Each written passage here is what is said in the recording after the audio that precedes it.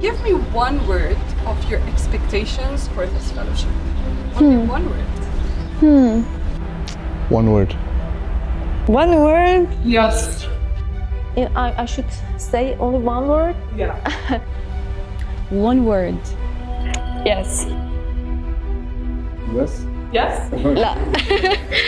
If I had to describe the fellowship in one word, it would be relation building, bridge building. I think that's the core of what we're here to do. Well, the implementation, I guess. Growth. Advocacy. Can I say life-changing? Hopefully transformative.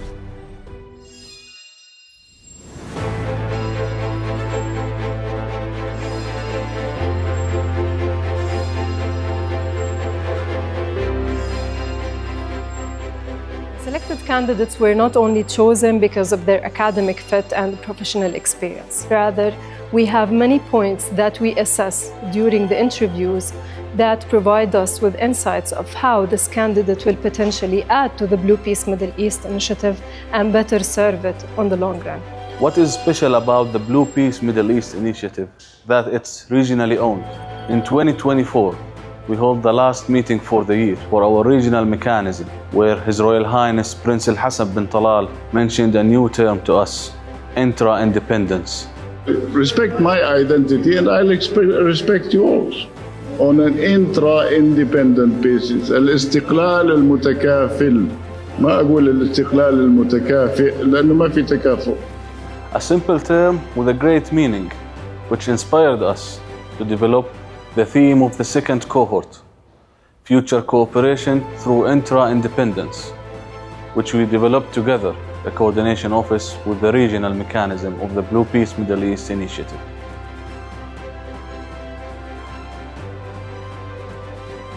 There will be regional cooperation. There will be. There will be 100%. But what is the cost of no cooperation? Now. Of non-cooperation. Yes. Now, a lot of countries lose out on income, stability, welfare, independence, sovereignty, and every day the decision makers don't make a deal, this continues. Okay.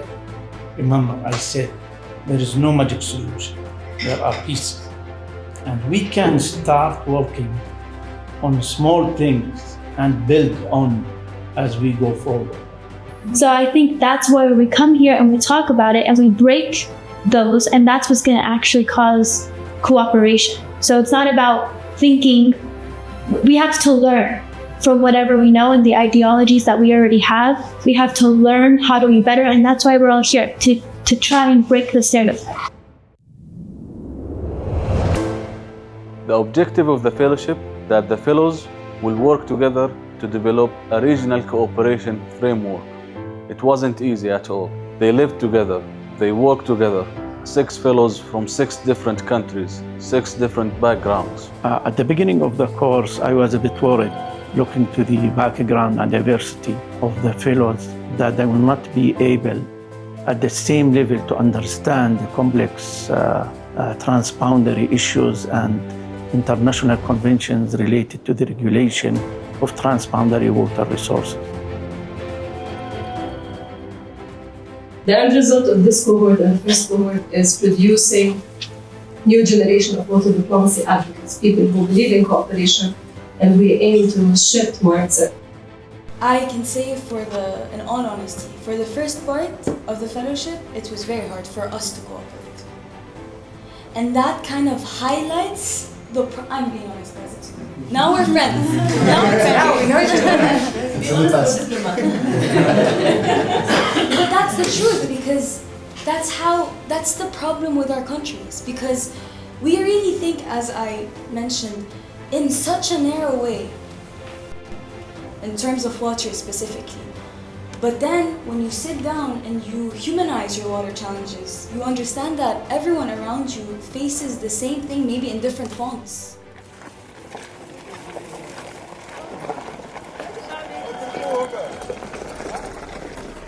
Why we have a lot of this sub-canyon that lead to this main one.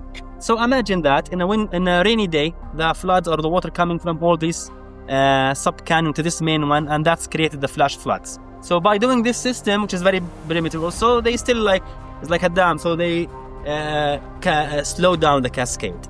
They will collect the water in a rainy day behind this wall, and the next day they would just open a small pipe down there. They allow the water to go, but slowly, not all together like once, which created the flash floods. Although I travel often for conferences and I meet a lot of international backgrounds, actually this was different. Because actually I live with them and they are now my family. I can see their interaction, their point of view, their background, their culture. And especially what stood out for me, how their culture shaped their vision or their point of view on climate change and water perspective and how they can perceive each one. So now I can see every perspective in 6 different ways, including my Syrian culture. This tunnel stretches around 170 kilometers and was made to collect and move water underground. 170 kilometers without using modern machines? Imagine that. They relied solely on human ingenuity and physical labor. It is fascinating how people back then managed to survive and even thrive in dry climates. Those kind of projects become really, I would say, pioneer, but also really important. Okay, because the first driver for a wastewater treatment plant, initially it's not to produce water, energy, etc. The first thing is to make sure that basically we treat properly the water to not contaminate the environment, the water, the soil, etc. So initially in any country, wastewater treatment started, it was really more like hygienic health concern. I can't begin to explain the feeling that I studied environmental health and I took 2 courses and I did a lot of research on wastewater treatment. And for the first time in my life, I see an actual wastewater treatment plant. And the Summit Wastewater Treatment Plant is so innovative, so advanced, so committed to their standards and their quality, and this is an example for our region. And if we can transfer this data, this knowledge, imagine what we could do to solve our water scarcity issues. 80% of our wastewater in the region is not treated. This could be an example. This is a time to act. When we started conceptualizing the regional cooperation framework with our fellows, it was very interesting for us the amount and the nature of questions they were addressing to us and to the lead facilitator, starting with what does it mean in practice to be regionally owned. As far as I understood from the discussion, all of you get the key messages, or at least the arguments and the debates. Still, there might be some disagreements, some agreements, some debates. Yeah, it's okay. This is what we call in social science how it keeps going. With such questions, we started thinking together. How about if this regional cooperation framework is an extension of Blue Peace Middle East? How do we see Blue Peace Middle East after 10, 15 years? And this is what happened. They started drawing the path for Blue Peace Middle East to evolve in order to become a regional governance body. They developed their own vision, the guiding principles, and the strategic pillars for this cooperation framework that we call the roadmap for Blue Peace Middle East in the upcoming maybe 15 years.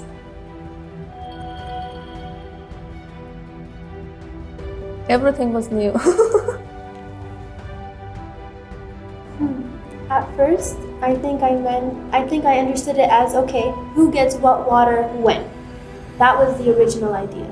But not an allocation. I thought it's a policy and we have to advocate for it as impact ambassadors. You learn to listen and you try very hard to believe that not every thought you have is the truth. For me, the cooperation framework was always about choosing what to focus on. And we chose to focus on why not. Why not cooperate? Why not get the benefits from it? Why not learn from each other? Why not dare to challenge some ideas that we hold? Why not dare to progress? So for me, that's what the cooperation framework really entails. And I think that throughout the process of writing it, which was not easy, we did manage to incorporate aspects of this. The region is fragmented. We have borders with each other. these 6 countries have borders. So I think we need each other because we all get together. But there is a line between us. We call it border. We are not separated. You know, maybe there is something like this, but we have to try to get together. It definitely had to get a lot worse before it got way better between us. And that's the truth, not to sugarcoat anything, because as you said, small-scale diplomacy. The unpacking process was not an easy journey. Going back to the past to understand the factors that made our region this fragmented was never a smooth process. It was very new to many of them. But the potential and the way our fellows have navigated it made us reconsider the shape of the regional framework that we were aiming to have at the end of this fellowship. The framework that the fellows came up with during their physical presence in Jordan is really something to be proud of it. This indicates directly the level of knowledge and the skills they gained over the last 2 months and their ability to transform theories and presentation into practical agreements that will help our region to build peace and improve regional cooperation among riparian countries for fair water allocation, use, and Wi-Fi access. Bittersweet. I don't want to leave. I'm very excited. It's the culmination today of all our efforts throughout the fellowship, and it's amazing to have this privilege. Excited? Yes. Today, on a scale from 1 to 10? 10. 10? 10. Oh my God. I think what this fellowship has shown me, once again, is that cooperation is not easy. It's a very nice idea. It's an ideal that we strive towards. But what it takes from all participants is commitment, persistence, understanding, and patience. To bring 6 people from different backgrounds, different even ages, different countries, different perspectives, and get them in one room, and you want them to agree on one thing, on one vision, one goals, one pillars. When I started the fellowship, I didn't believe in cooperation. But now, it was something impossible for me. But now I'm sure that it is possible, but it is a process. Absolutely, it takes time, but we can do it and it's possible. Now I'm taking the point, I learned how to look at things from development point of view. So now I will think about water issues as a way of cooperation, as a tool of cooperation. One of the most inspiring moments was when we realized the cooperation framework was ours to create and manufacture.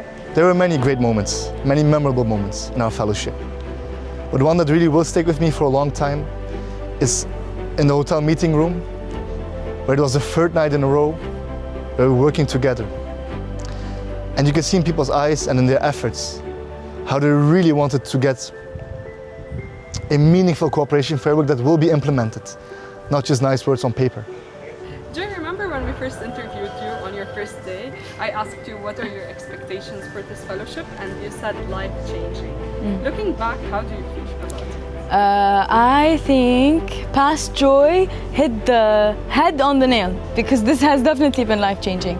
On a professional and personal level, I changed a lot, I've grown a lot, and it has been nothing less of life-changing. And I'm very happy, and I'm very grateful, and I feel heard, seen, and guided onto a path that little me would be so proud of who I am right now.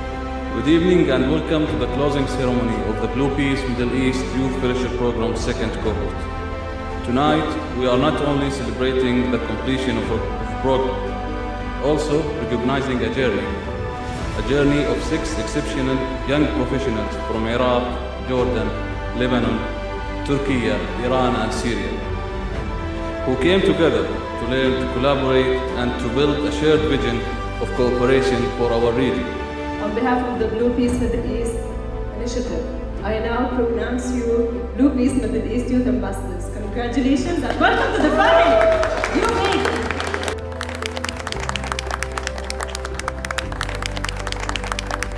12 beautiful brains, 12 beautiful faces who believe that we can live together, work together, and the future is better if we do it together.